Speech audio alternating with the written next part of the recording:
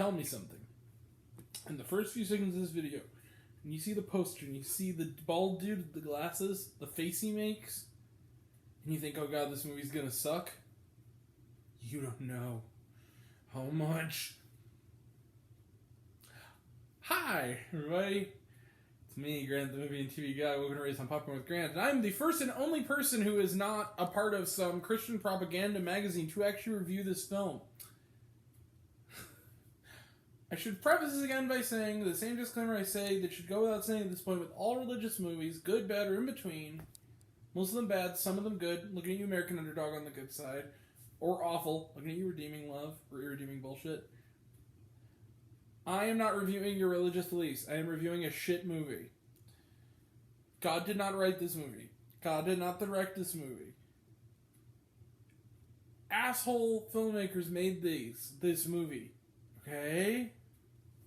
Understand? I'm not attacking you or your beliefs. I'm attacking the film because it sucks. Family Camp.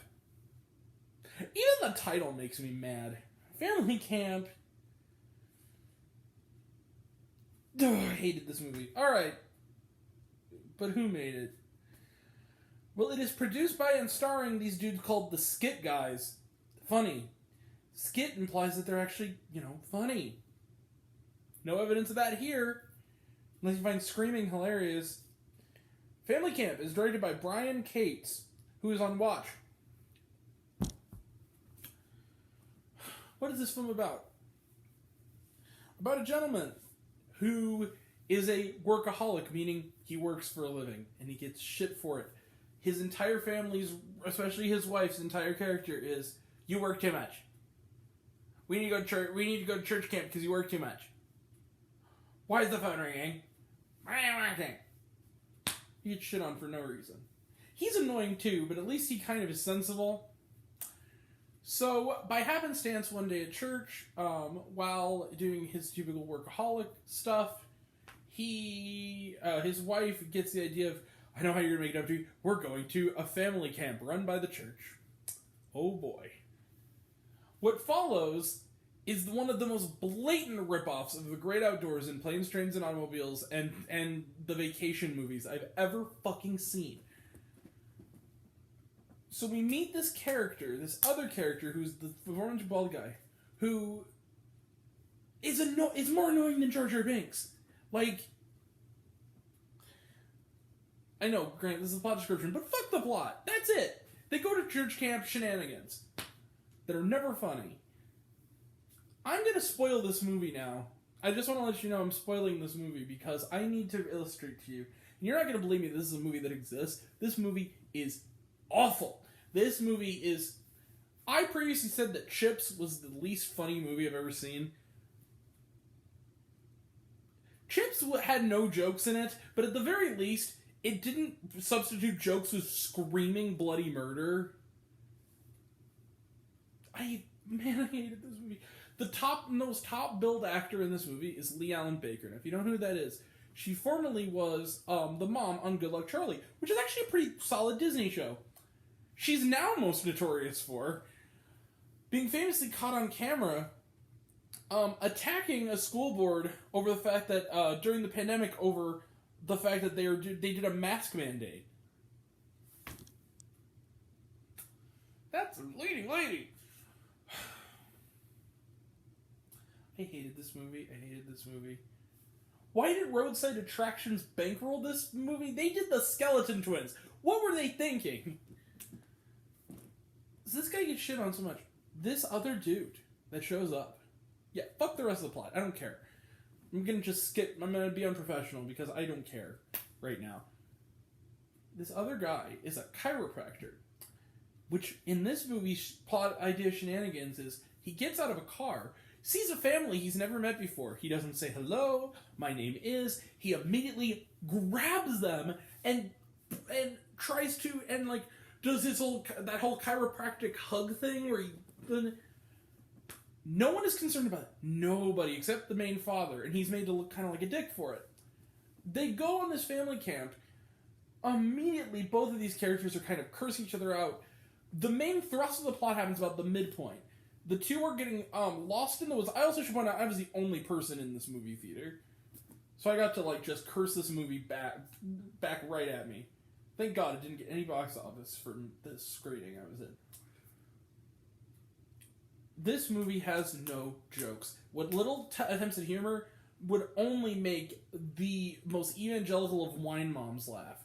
This is not humor. This is like a failed like Christian network sitcom pilot for these guys. That is an hour and 51 minutes. Are you kidding me with this? Why are all the awful Christian movies lately almost or over 2 hours? I don't get it. This guy, he basically gropes this family without their consent. And he's understandably frustrated, and they're like, oh, don't be this, he's nice, stop being with Dad. The main thrust of the plot happens because they seemingly get lost in the woods. And the entire time, this other guy who is not only annoying and screechy, is holier than thou. Like, to the extreme. Like, sanctimonious as fuck. Every single scene with him where he isn't screaming, he's talking about, you know, Jesus wants this for you. He cannot go one scene without mentioning Jesus. Once. One time. When this movie stops screaming, it is sappy and sanctimonious, and the problem is, nobody in this movie is giving a good performance. Everyone is bad in this, because they're not, this is not a movie. This is a sermon with sitcom humor in it. The worst written episode of Fuller House is funnier than this. This is like...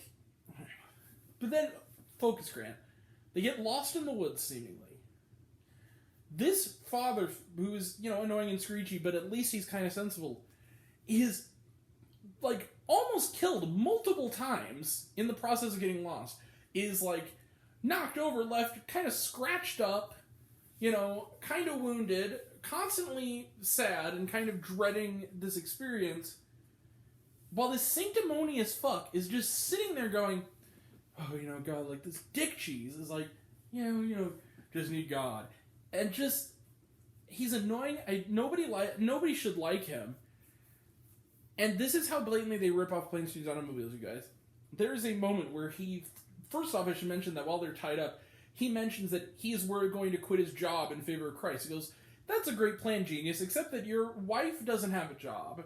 If you quit, you won't have a job. Well, I mean, she has a job. She's a housewife. You don't have a job. Who's going to keep that house going? Who's going to pay the bills? Is she going to get a job? Are you going to get a new job? They never tell you. This guy is insanely sanctimonious. Insanely is getting this guy wounded. Every opportunity they have to flee, his sanctimony almost gets them killed multiple times. He constantly rejects, thoughtful solutions for the sake of being an idiot. And we find out early on that his marriage is suffering. Because they have a little bit of an argument, but the problem is they're Christians, so they can't get a divorce. It doesn't get a fucking divorce. Especially from this maniac, so I'll get to that. He's psychotic. If you change the music in this, you could pass as a horror film. It could pass as like a Saint Maud sequel. Not as well made, but it could pass as that. If you just change the music and dim the lighting a little bit, this is a horror film about religious zealotry. This really is. He's also, the other guy makes a point too about the fact that though he believes in God, he's not a very religious guy, and that makes him a bad person. He's in... Also, we're going to talk way more about this than a video can contain on my podcast. I just shameless jerking myself off. But basically what happens is that he makes a point of saying he does not have a map or compass early on. They get out of a jam, they finally make it to the road, he finds, his backpack falls over, there's a map and a compass, and you're like, wait a minute. And the guy says, understandably, what is going on here? You said you didn't have these. And then he comes clean, he says, look, I knew where we were going the whole time. We're not actually lost. My wife and I are having troubles. And I thought that if I went missing and she worried about me, and I came back okay, it would save our marriage. The guy, understandably gets pissed off, because that is a insanely manipulative, sociopathic as shit thing. And the whole time he's doing the puppy dog, but I just love my wife so much. Bullshit. And then he goes, no. I've almost been killed. Oh, I'm sorry, I missed a part. My bad. They're tied up. He does this whole, he dresses him down, saying, like, who introduces himself by grabbing people? Like, who's doing all this stuff? And they, no doubt, they rip off the "you want to hurt me" speech from Planes, Trains, and Automobiles with every word relating to the direct person being about Jesus. It is the same thing. They want us to believe that this guy is John Candy. The Del Griffith character in Planes, Trains, and Automobiles was an annoying, oafish character, but he was a lovable, annoying, oafish character because he was played by John Candy, who is charismatic, funny, and endearing. This guy is none of those things. He's fingernails on a blackboard. I hated him. I hated all of these people. But anyway, he says, yeah, I'm going to remember it. The guy understandably goes, like, dude, like, no. Like, we can still be friends. No. You manipulated me, almost got me killed multiple times, made my family worried sick, made your family worried sick, to get some action from your wife. And I'm like, he's right. And he says, oh, but come on. He goes, don't ever talk to me or my family again. And I'm like, thank you. So they get to the end of the movie. We're almost done. Get to the end of the movie. At least for this video. Get to the end of the movie.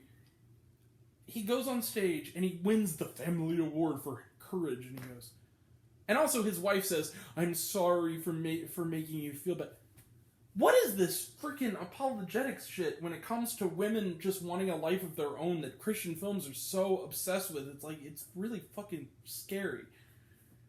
And he's like, forgive you. Whatever. Goes on stage and he's talking about, oh, I'm sorry, honey. And then when the guy finally goes on stage, he goes, anything else you want to say, basically? Just with the look, he goes, oh, and also, like, I almost got you killed. Sorry about that. And, like, basically, I mean, and the guy kind of is first looking at him, and then he goes, wait, pal, let's sing a song. And they have a dance number, roll credits, roll blooper reel. So I think you already know what score I'm going to give this. Yep. Bam. 0 stars. This is of cinematic. Schindler's List had more laughs in it than this. This is a terrible movie. If you're near a theater that's playing Petite Maman and you take the family to see this instead, you're a bad parent. I said it. Fuck this movie. I think I said it best in my TikTok quick review where I said, if laughing intentionally at this is my ticket to heaven, I'd rather burn in hell. 0 stars, middle finger of kindness. I'm done with this movie. Fuck this movie. Well, I'm done with this until we get to an inevitable podcast and list at the year's end, because it's going to be on a list. Alright. Trailer trash. The trailer's actually pretty good in this. There's one called Fire of Love. I have not heard of this. It's a documentary. It looks really interesting. Paws of Fury, The Legend of Hank. We talked about it. Looks okay. Mrs. Harris Goes to Paris. This looks like a really good movie that I could take my mom and my grandma to. Looks really cute. Leslie Manville is the GOAT. Minions: The Rise of Gru looks interesting. Jazz Fest: A New Orleans Story looks really like a good sort of spiritual successor of sorts to Summer of Soul. Looks great. Lightyear looks good. Newer trailer. Can't wait. All right, we will be back next with my review of Firestarter. And until then, that'll be next time. And until next time, I'm Greg, the movie and TV guy. I see it all, and I'm happy to share it with you. I love you all. I appreciate you all. Love you close to miss. I love you 1,000. Be kind to one another. If you like this video, give it a like if you want to. Give it a subscribe if you want to. Give it the bell. I don't know what it does. That's supposed to do. Or so I've been told. If you want to find me else or reviews, listen to other fun stuff, you can check me out on letterboxd.com at Raising Popcorn with Grant, as well as my podcast, Raising Popcorn with Grant, the podcast on Spotify.